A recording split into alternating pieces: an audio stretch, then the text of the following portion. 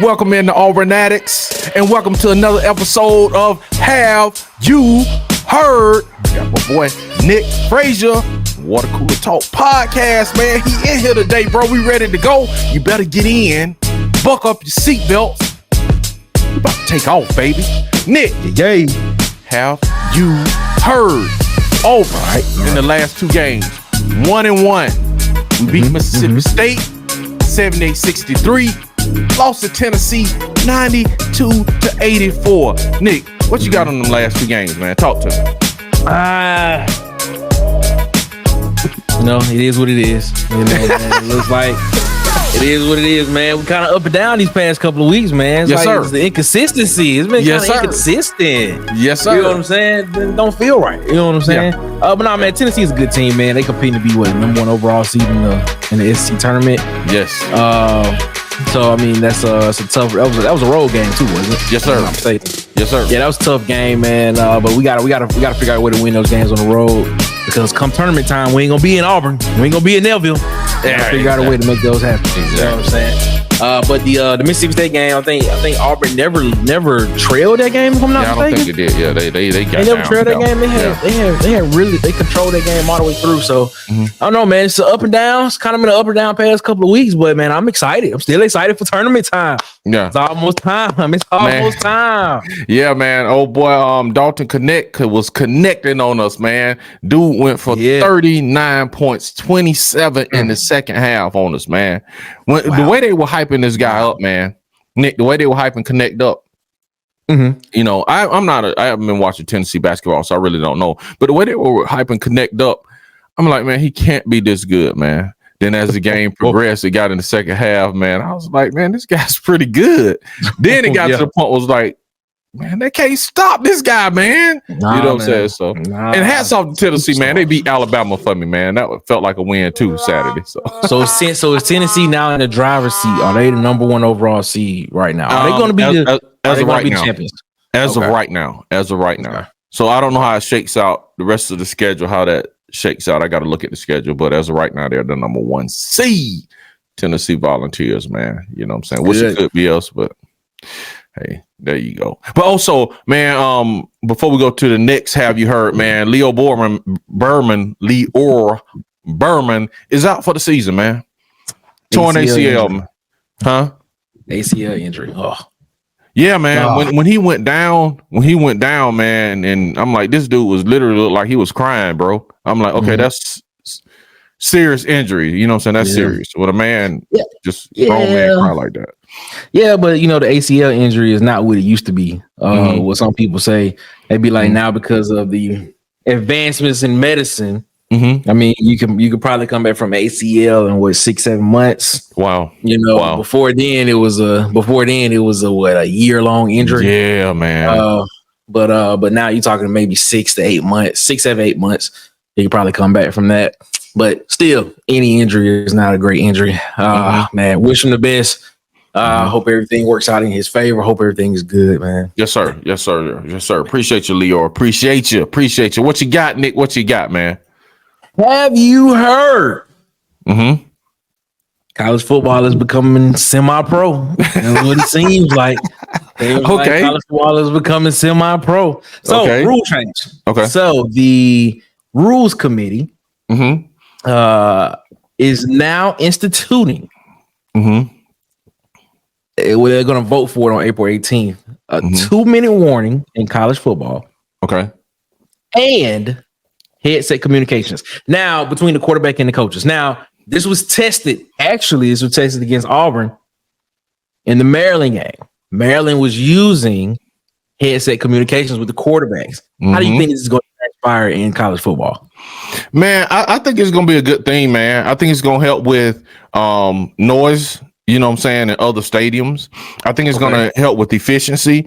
You know what I'm saying? I think it's going to help with miscommunications. You running players in, man, that's old school, like Pee Wee football. We used to run the like wide receivers in and out.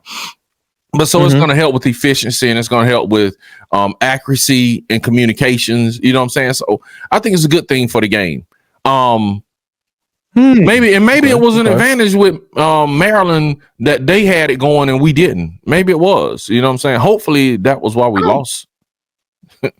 that bad. I don't know. I feel like I kind of feel the opposite a little bit. I kind of like, Okay. I mean, because when you had that radio going in and out the ear of the quarterback might not be able to hear because of the crowd noise. You might not be able to hear that. Okay. And the fact of the matter is, if you have the signs coming in, you know what signs mean. You know what the pictures on the card mean. You know what that means. You know what each position is, what each position group is supposed to do based on what's on the card. So I mean, that could still be the most effective way. But modernizing the game, I don't see a problem with the modernization of the game going forward. Now the rules that's going forward with it is stating that whichever comes first, 15 seconds on the play clock or the ball being snapped. So basically, up until that point, the coaches can talk to the quarterback in his ear, great, man. Up until whichever one happens first. Bro, that's great. So I like that. That's gonna be interesting. It's gonna be interesting to see. Because Hugh Freeze can calm your boy. Peyton, calm down, man.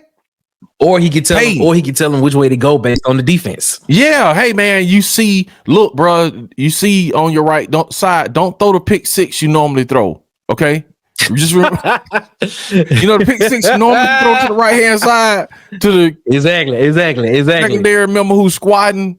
You know what I'm saying, on that route, don't throw that this play. You can remind him every play. Hey, calm down, buddy. Calm down. Okay. You know what I'm saying? So I think or watch the guy that's coming off the edge. Watch the guy that's coming off the edge that you normally don't see. Like, come on, man. Come on. How many times did that happen? Bro, when we get to that, bro, you might blow a gasket, Nick. You might. Goodness gracious, man. I'll be like, it's gonna be even more reason why I'm gonna be like, hey, man. What you doing? Yeah. He's telling you what to do. Yeah, man. So it's gonna be less excuses, Nick. It's gonna be less excuses for excuses. Brother Hugh. You know what I'm saying? Because hey, bro, you talking to him. Speaking of that, Nick, have you heard we started spring practice, Nick? Have you heard that? Sure did. Have you heard that Hugh Freeze had his first football press conference of the 2024 season? Have you heard that? I have not watched it. Nick, I haven't watched it. And a lot of people don't. A lot of people, you know what I'm saying? That's it's not a big thing because a lot of people are not interested in press conferences. Me, I didn't used to watch press conferences until Hugh Freeze came along. Man, Hugh Freeze press conferences for me are must watch. YouTube, TV, wherever they own. I'm buying a ticket to see Hugh Freeze, man, because Hugh Freeze, he's an honest guy. And he just say whatever it is. Now, sometimes too honest. Yes. Having said that, Nick, have you heard? And I'm glad you didn't see it, so I can get a real in-time reaction. All right, I'm ready to hear this. Hugh Freeze, when asked about the quarterback competition, he said the job is Peyton Thorne's to lose. You gotta be.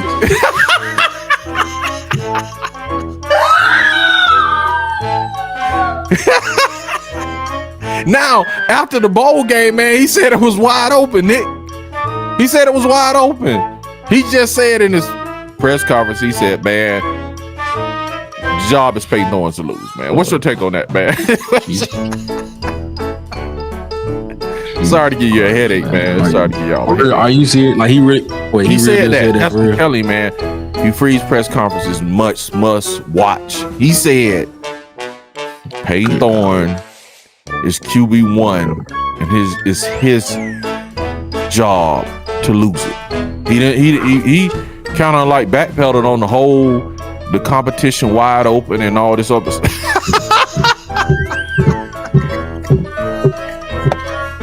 Bro, we going 6 and 7. We going 6 and 7. You think so? We going 6 and 7 again. Isn't it? Oh my god. Man. Chat, what y'all think, man? Nick speechless. Chat, what do y'all think, man? Y'all tell us what y'all think, man, on this. Have you heard stuff, man? We know a lot of this stuff you heard. We want to hear y'all take, though. We want to hear y'all opinion. We want to hear y'all how y'all feel about it. We haven't got a chance to talk to you guys, converse with you guys on how you feel about these things. Nick is totally disheveled at the fact that it's not a wide open QB competition. I don't even know what to say. All right. So first off, you say after the performance given in the game, you say, "Oh, it's wide open." Now this is literally okay. What is this? This is what, February? Yes. This was literally 2 months ago. Yes. In December. You sat here and said the position wide open. Now after 3 days of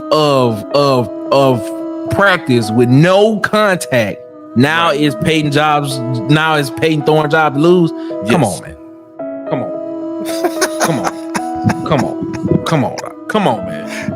Come on, man. We ain't going through this again.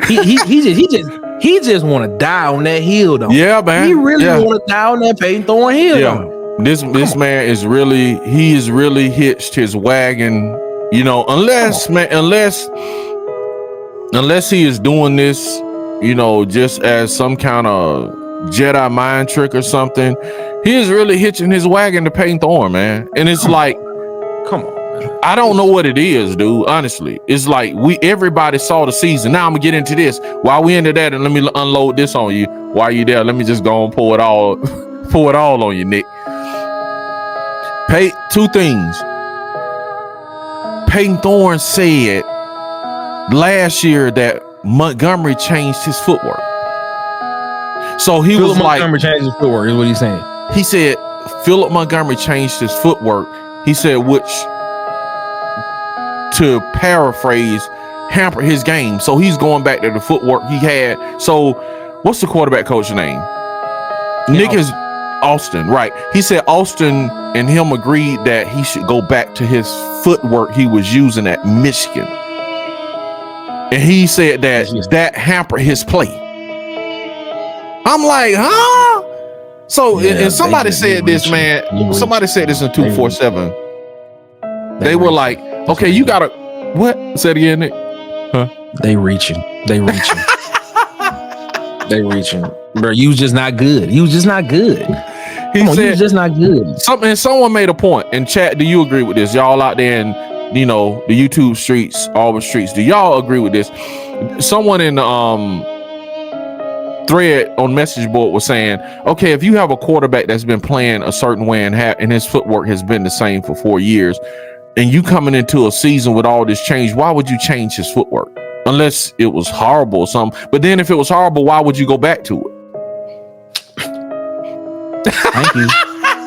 Like, come on, man. Like, we need to, come on, man. Like, when are we just going to get to the realization that Peyton Thorne ain't it? Yeah. He need to give the truck back. He's not it, man. So Peyton Thorne is saying that part of the issue last year was they changed his footwork. You know what? Have y'all heard that? You know what? I'm gonna ride with the excuses they're giving. Maybe it was footwork. I don't know. Yeah, maybe it was. Yeah. So we saying offense, we blaming it on receivers. We blaming it on Philip Montgomery. We blaming it on footwork. You know, Hugh Freeze also said that they're going back to the language that he's used to, that he's been doing since he's been at Ole Miss. So Derek Nix coming in, and Austin and the guy he brought from Jackson State, the offensive coordinator from there. All these offensive guys, the tight end coach, all these guys know his language. You know what I'm saying? So they're going back to that language. And he said, hey, it's great that I can come in a room and look and I know what the language is. And then if I need to change something, you know, I can. And if I need to, say if you say a play, he was like, okay, obviously when Philip Montgomery ran a play, because of the verbiage change, he didn't know how to adjust and go, you know, what comes off of that. You know what I'm saying? Gotcha. Because he didn't know the verbiage. So this is what he's saying. So I'm like, okay, bro, all these excuses, you know what I'm saying? And Mr. Bradford used to say excuses are stepping stones to failure. But all these excuses, man, I hope we get into the press conference next football season. And dude, I don't want to hear all these, my footwork and the verbiage and all, I wasn't in the game plan and all this stuff, Nick. You good, Nick? As long as listen. If these are legitimate excuses, they should turn into wins. Like you saying, I don't want to hear no more excuses. I don't want to hear nothing about recruiting. Yeah. I don't want to hear nothing about not having the right people. Nothing like that. Work with what you got. Develop with what you got. Yeah. Make it happen, man. Let's just make it. Good God. Man, I tell you, man, this is just Lord Jesus. Is it like I say? I hope it's some kind of Jedi mind tricks, or I hope it's this guy really sees something we don't see, man. I hope so. You see what I'm saying? It's because like he's seen a lot. You free. He said we done seen a lot. We done seen a lot that's not been very good. But okay, let's just leave out. You know what, man? I don't know, man. It is what it is. It is what it is. Hey, man, make sure before you listen to Have You Heard, make sure you take your blood pressure medicine, your whatever medicine you got to take, man. You know what I'm saying? You might hear something you haven't heard, man, and it might dishevel you. You good, man? I'm good. I'm just getting myself mentally prepared for a horrible season this year. That's all I'm doing. Just getting myself mentally prepared for a 6-7 win season. That's what I'm getting prepared for. 6 wins. And I'm honestly, man, the things I've seen out of Peyton Thorne, it seems like it's a little bit more than the wide receivers and the systems and stuff like that. Yeah, I agree with it. It's those things, but some of the things I've seen out of Peyton Thorne are internal things. Like heart issues, you know what I'm saying? And I can't speak for what's going on in the man's heart. What I'm saying is it appears that, bro, it has been situations where he just had heart failure, bro. Not from a physical standpoint, but from a mental standpoint, bro, like melting down, dude. So you got to get that part of the game. Yeah, you said that's how you say it in the street, man. He's scared. You know what I'm saying? That's what it seems like, honestly. You know what I'm saying? But, you know, I hope he proves me wrong, different, and it was a system and everything. But, you know, I'm with you, Nick. I was kind of deflated when he said it, bro. I was kind of deflated. Yeah, what you got, Nick? What you got? You know, we don't. All right, man. Have you heard? It's go to an all-time low. Yeah, to be more careful, man. Man, this is about to be. Whew. All right. Anyway, have you heard, man? Have I heard? So EA Sports, college football is coming back. Yes. Yeah, we back. Yeah. Okay. We on a high note. Yes. Coming back. Clap it up, baby. Now, I think all the legality issues have been taken care of. I think all FBS schools are going to be in the game, including Auburn South, all those Troy, all those schools, Alabama, all them schools are going to be in the game. So it's going to be good to go. Now, the people, the guys that give their permission for the name, image, likeness to be in the game will get a free game. Okay. And $600. Now that's low key kind of feel kind of low to me. $600. Man, I'm gonna be honest with you. At face value, it does seem kind of low. But when I looked at the Madden for NFL players, man, it wasn't that high. What they get for Madden, they would get 5,000. Yeah, but you got 5,000. Right, 5,000. But you got to think now. Think about this. It's only 32 teams. True. It's only 32 teams, but in FBS you got what 130 teams, 100 and some teams. I don't know. 134. Yeah, you got 134 teams. You know what I'm saying? With even more players. You know what I'm saying? NFL I agree with you though. Yeah, I think NFL roster is 53. Yeah, college I believe it's 85. 75 or 85, one of them. 85, yeah, college 85, man. Yeah. So you got more people, more teams, man, and then so you got to play all these players and give them a free game. You know what I'm saying? So I can see, and then you know, Madden is more popular too. So of course, you know, I can see where that thing would probably graduate to maybe next year, and yeah, depending on the sales, I can see where it'll probably graduate to like $1,000 option. I think so too. Yeah, $1,500 was how. Yeah, $1,500 was how better. Yeah, you know, but dude, I heard Jason Jones say this, and this is my question to you, Nick, if you was in college. Jason Jones said this.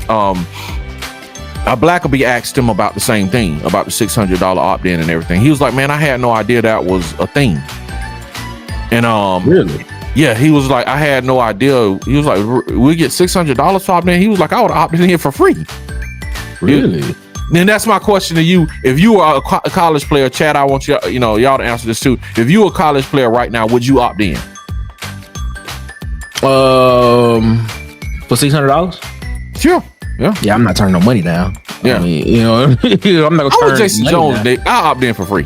I mean, I would. I see where he's coming from with that. I understand. I completely understand where he's coming from with that because you can go out here and do an interview and make more than that in the interview. Sure, I understand exactly where he's coming from. Now it depends on the details. Like, are there royalties to this game? I don't think they're getting royalties, man. I think it's just get a one-time shit. Yeah, just one time. Yeah. Man, you probably gonna end up paying what? 30%? No, not 30. You probably end up what, about 20% of that going to taxes, so about $180, $120. Yeah, so you only gonna get $480. So nah, you right.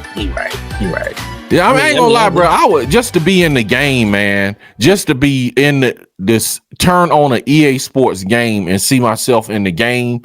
I will opt in. Now, let me ask you this. Think about this. Let's put it on this level. If they said, we got Auburn Addicts covering Auburn sports in the EA Sports game. We got Nick Frazier and DC Wolf as the analysts. Would you opt in for $500? Nah, see, that's a different conversation. Talk to me, Nick. Because royalties have to be attached to that, because I'm pretty sure they're going to want us in subsequent games afterwards. Yes. So I'm going to need more than 500. Come on now. I'm like, put me in. I'm like, for the one game, forget, we ain't talk about royalties for this year, 2025, college football. Put me in. DC Wolf in for free, man. But this also begs the question, though. This begs the question. So if he's saying he would have opted in for free, why we go 10 years without having a game then? Because all players, you got to think some players feel like you feel, man, I need my 500 plus I need royalties. Some other players some players probably not going to opt in. And some players like, man, I want $100,000. And I don't know if you remember, for a long time, Jordan was in none of the basketball games. When he was popular, he wasn't in any of those basketball games. Really? I don't remember that. When was this? This was back in the day, man. Jordan wasn't well, let me not say any of them. I know some of them, some franchises of those games, Jordan wasn't in it. Okay. You know what I'm saying? Right. And maybe they just couldn't afford them and afford the royalties. You know what I'm saying? Maybe they just couldn't afford them. Let me not say all games. Let me correct that. You know what I'm saying? But Jordan's some years now. Yeah, I remember looking at some basketball games and where's Michael Jordan? You know what I'm saying? but that whole Ed O'Bannon thing, man. It's like that whole Ed O'Bannon thing is the reason we don't have college football right now. And now you got this situation. Guys like Jason Jones saying they would have opted in for free. I mean, you had a chance. You could have played with a lot of great players. You had a Joe Burrow type player that you could have been playing with in college football. A Bryce Young type player. I mean, you got who else? Come on, you got Derrick Henry that could have been in the game. You got Kerryon Johnson that could have been in the game. You got a lot of great players that you could have been playing dynasty modes with and winning national championships. Sure. But yeah, you got so many players that just like, bro, even now I'm not opting in because it's not enough money. But then you got the pressure of people like, man, think of the pressure of the guys at Auburn from the student body. You're like, bro, did you opt in? Did you opt in, man? Come on, bro. Why you not opting in? I'm selfish. You know what I'm saying? I'm like, bro, all y'all, please opt in. Exactly. So when I play with Auburn, I got all my players, man. I guess. So I'm good. I think if it was me, I would opt in, Nick. I would opt in. I probably would end up opting in. Okay. But it'll be because your mama be like, Nick, you opted in. Everybody when you go to Christmas, everybody gonna be like, bro, did you opt in? EA Sports. Yeah, your dad gonna be like, Nick, did you opt in? I want to play with you. You know what I'm saying? Did you opt in, bro? You know what I'm saying? You gonna get out. They're gonna get all kind of pressure on them. Friends, exactly. Best friends. Your best friends. That are not playing football. They're gonna be questioning you, man. They're gonna be questioning opt in. And now they have brand ambassadors that are gonna make a little more. And you already seeing it, and they're already tweeting out, "I'm in the game." So it's gonna be that peer pressure from.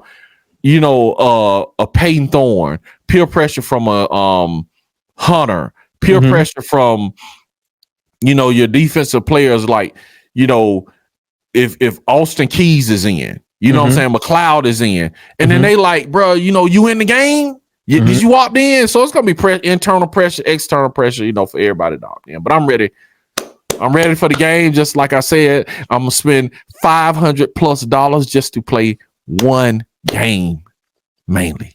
Okay. Next, Nick, have you heard Auburn has a new commitment and a new decommitment? Yeah, I read that. I read it this morning, actually. I actually read it this morning. Okay. What you got on that, man? We got cornerback Devin Williams committed. Yeah, it's gonna be great. 89th overall in the industry composite. Man, we top 100 player. Okay. Yeah, man, top 100 player, man. This dude is the number 11 cornerback in the nation. Okay. And the number 14 player in Georgia, man. Bro, that's high quality. As my man would say, Crime Dog would say, that is top shelf, man. That's pretty good. Yeah, we committed. We recruiting on another level now as far as DBs and defense concerned. They sure enough that. What you got on the? What you got on that, Nick?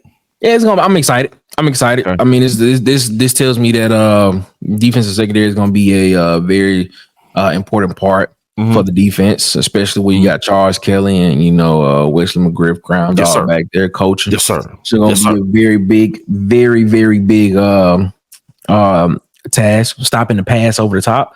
But we lost a defensive lineman. That's more concerning to me. Yeah, actually, you need them big bodies in the trenches. You win the line of scrimmage in the SEC. That's where you win games at. So I mean, we need those guys. If he wasn't projected to be a superstar or a starter, he could have at least been a rotation player. Antonio Coleman could have been, but we'll see what happens, man. And then the heartbreaking part about it is he flipped back to Alabama. Man, yes. He flipped from Alabama to Auburn and then went back to Alabama.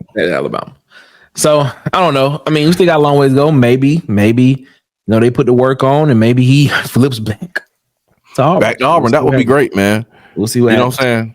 But I mean, hats off to Auburn football, man. These guys are doing well. They're almost, I don't know if we're still in double digits after that loss, but man, it's great, man. They're doing great in recruiting. You know what I'm saying? Hopefully they'll pick up a better player. Hopefully they can flip him back. I remember when Coleman, the wide receiver, man, he picked Texas A&M. It looked like it was over. He's at Auburn right now practicing. So it's a long road in recruiting everybody. You know what I'm saying? Just keep your heads up. Trust in Hugh Freeze. Hubert Freeze was knocking heads when Uncle Nick was there too now. Because when we looked at the top 10 and then Hugh Freeze get 5 of the top 10 out of Alabama last year with Nick Saban being at the helm. You know what I'm saying? Can he develop? That's all that matters. Can he develop? That's it. What you got, Dick? What you got? Just hope you can develop those guys. That's it. All right. Have you heard the NFL draft is going on right now, and Auburn has a couple of guys that are in the draft markets that are at the NFL Combine is going on right now. And Auburn has a couple of guys at the workout. Marcus Harris. Yes, sir. Okay. DJ James. Okay. Was there. Okay. Nehemiah Pritchett was there. Okay. And they ran the 40s. Yeah, we got some fast guys. My favorite, yeah.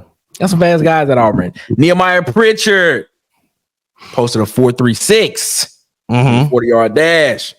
DJ James posted a 4.42 in the 40-yard dash. And Texas wide receiver Xavier Worthy, I think he broke the record. 4.21. Yes, sir. 4.21 in the 40-yard dash. These guys getting faster and faster every year. Like, it's ridiculous. Like, you looking at, I remember I was surprised. I remember the first time I was surprised when I saw big men run that fast. Well, not surprised, but like, I was like, man, like these athletes are becoming real athletes. Russell Okung, I think he ran like a 4.7 something. He was a offensive tackle a couple of years back when he was in the draft. And you got big defensive linemen running faster than some running backs. Yes. In the 40 yard. Yes. Like, it's getting scary times in the NFL. How you feel about these guys, man? How do you feel about the draft? How you feel about the NFL Combine overall? Man, I love the Combine, man. Like I said, my favorite thing from the Combine is the 40, man. Okay. You know what I'm saying? That's what I look to the most is the 40. Of course, I like the to see the jumps, man, to see what the verticals are, because that kind of measures the explosion. You know what I'm saying, for a player. So I'm kind of into that. But mostly the 40, man. I love to see the 40. And I like the technology they have put in the 40 that you can see the players run side by side. Yeah. See, I'm gonna be honest with you. The 40 is not my favorite. Really? Not my favorite. Not even the unofficial by one Bo Jackson 4.12 40. No. I enjoy seeing, like, I enjoy watching the guys run. Don't get it twisted. Because I like to see how fast the guys in, but it's like the most unrealistic thing. Okay. Like, when are you gonna ever run a straight line in the NFL. Never. You're never gonna run a straight line. So I mean, like a lot of the stuff that I think is not a practical thing. It's just basically just seeing how fast you are. You know how it. I think the most when you run the 40, I believe that the 10-yard split is probably more important than the actual time. Yes. Because the 10-yard split tells you how explosive a guy really is. So how fast can he get from one? How fast can he get 10 yards? If you getting 10 yards in 1.23 seconds, you explosive. Yep. Now your top end speed might not be there, but you explosive. You can get from here to there quick. You know, that's what you're looking at. I mean, like I think we had this conversation one time. Would you rather be fast or quick? And I think me and you basically said we'd rather be quick. Yeah, I'd rather be quick, fast. Bro. Yeah, give me short area burst, man. Yeah. Short area quickness. You know what I'm saying? Give me a bunch of them players, man, and I'm gonna go to work on you. Oh yeah, of course. Go to work on you because if you got short area quickness, man, you don't have your offensive linemen don't have to be as good. You know what I'm saying? So I'll take short area quickness every time. But I agree with you, man. The 40 is when it comes to just like playing football, it is overrated. Because if that were the case, you can just put a bunch of track guys at wide receiver. Exactly. Go routes. You know? Exactly. And then like Anthony Schwartz, man, you know. That was a track dude, man, but you know what I'm saying? A lot of times, bro, they just couldn't hit him. You know what I'm saying? He was wide open. So. Very true. You got to have a quarterback that got the arm strength that can get the ball like that to him like that as well, too. If you running that fast, man, you got to be able to process that. You got to be able to process that really quick. You got to get into a 5.7 drop in record time. What did that dude run? A 4.2 what? 4.2. You talking about Schwartz? No. Worthy? Yeah. 4.21. 4.21, yeah, that's a one-step drop right there, bro. That's a one-step drop. Like you literally, like that's literally like a 1-2 step drop, and you got to be able to throw that thing. Hang that thing, man. Goodness, like that's fast. Like that's and you know it is what it is. But now I enjoy like the actual on-field events, like watching the guys like if you're an offensive lineman, watching the guys being kick steps, seeing the rotation of the hips, seeing how athletic they are. Like, can they move? Can they twist their body? Like, can they get into positions that, you know, when you get into a game, you're going to be like, oh man, I got to do this. Can I get back here real quick? Like, I like seeing that type of stuff. Yeah, the 40-yard dash is not my favorite. I enjoy just to see how fast guys are. Be like, oh, he fast. But practicality wise, it's not my favorite event. Gotcha. It is. Gotcha. It is. One last thing, Nick, and this has nothing, you know what I'm saying, to do with football. I got to ask you a question. Did you see where was this real where the fan jumped on Seth Rollins in WWE? Yeah. When did this happen? I watched this religiously and I did not see this. Have you heard, man? I'm not a wrestling person. I know Nick is, so I just wanted to ask him this before we get out of here. I'm looking at it and wondering, was this thing, was it real? I mean, he was going out, man, and a fan just jumped on him, bro. Hold on, let me see. I'm looking it up. When did this happen? Like how long ago? I don't know. Like I say, I saw it in my Twitter feed, man. So I was like, you know, hey, let me ask Nick about this when we get on Have You Heard, man? Because he's a wrestling guy. You know what I'm saying? And it might be just like brand new news, just breaking. But yeah, it seems as though, and then I could somebody be catfishing me. But anyway, there was like a fan jumping on him when he was exiting, I think. You got it. I'm looking it up on Twitter. You said Twitter. I'm looking it up on Twitter right now. Hold on. Wait a minute. Yeah, why Nick? Wait a minute. What? Hey, Brian, he is a revolutionary. He is a visionary. He is. Hey, look how like freaking Rollins. But he kind of looked like he kind of got the best of Seth though, right, bro? You know what I'm saying? He looked like and I know it was a sneak. He jumped. It was a little sneak thing where he got him. Oh, this was back in 2021. Oh, okay. Why did somebody put that up then? Like this was back in 2021. Oh, okay. Boo. Okay. This was back in 2021. I got catfish. Yeah. Somebody put that up. You know what I'm saying? Like I'm thinking this is new news. I don't know nothing about it, so that's why I asked you about it. Oh yeah. Oh snap! Whoa! Dude came out of nowhere and like legit football tackled him. Yeah, he did. He got the best of it too. You know what? Like people got to realize, like, listen, I enjoy wrestling. I enjoy watching wrestling, SmackDown, Raw, NXT. I enjoy watching, but it's entertainment. The storylines are not real, ladies and gentlemen. is not real. Now I ain't gonna lie. Sometimes it's like a soap opera. Almost. It's almost like you get into it, you be like, are they really beefing? Like, did they got real beef? Now some people do got real beef. Like the CM Punk, Seth Rollins, that's real beef from back in the day. Okay, they got real beef backstage. Like that's pretty much known throughout. That's pretty much known throughout WWE. A lot of people got some real beef with CM Punk because of what he did before he left WWE 10 years ago. But a lot of these storylines ain't real. A lot of them guys are like legit friends outside of it. Nick, come on, man. Some people go see you in the street and just be like, bro, Nick, what are you talking about? And I'm like, look, like this whole bloodline thing with Roman Reigns and with The Rock coming back now as Hollywood Rock and heel Rock. The Rock back in wrestling? Yeah, man. Rock ain't The Rock. So the storyline has been going on for the past, oh my God, it's going on 4 years now. Roman Reigns has been the Universal Champion for like almost 1,200 days. That's almost 3. He's been champion for like 3 years. Wow. 3 years he's been champion. And so like it's the most compelling, like it's literally like a soap opera. Like it's so like when you think it's almost over with, it goes in another direction you didn't even think of. Like I did, like it's crazy. Like they like the whole finishing story with Cody Rhodes and all type of stuff like that, which I got a feeling he gonna actually end up winning the title at WrestleMania. But it's great. It's a great man soap opera. Also, exactly. Too, but it's you know what I'm saying. Love it. Every Monday and Friday, I am sitting down watching it. Yeah, every Monday. I remember when Hulk Hogan turned bad, man. Kids was crying and he was the NWO. Oh, man. He's the NWO. Oh my God, when he went to end up, man, he went to. Oh my God, bro, that was just like actually he heartbreaking thing. Oh my God, he left WWF. He left WWF and went to WCW when the Monday Night Wars happened, and basically went to the competitor. Now, when it was Vince McMahon, and then Ted Turner had all the money. And he was basically just pulling talent from WWF. And that's when you started seeing the Stone Cold Steve Austin, Mr. McMahon feud. And that's when you saw The Rock kind of rise up. And that's when they started having their feud, and then the Undertaker and all those guys. But yeah, man, when Ted Turner started WCW, man, woo, it was a time that people was like, hey, WWE, y'all might not make it. But they ended up persevere though, man. For real though. All right, Nick, bro. We got our wrestling in for the day, Nick. Nick, what can these people find you, man, to talk about? Because we talked about Combine. What NFL, man? Y'all doing NFL talk, Nick?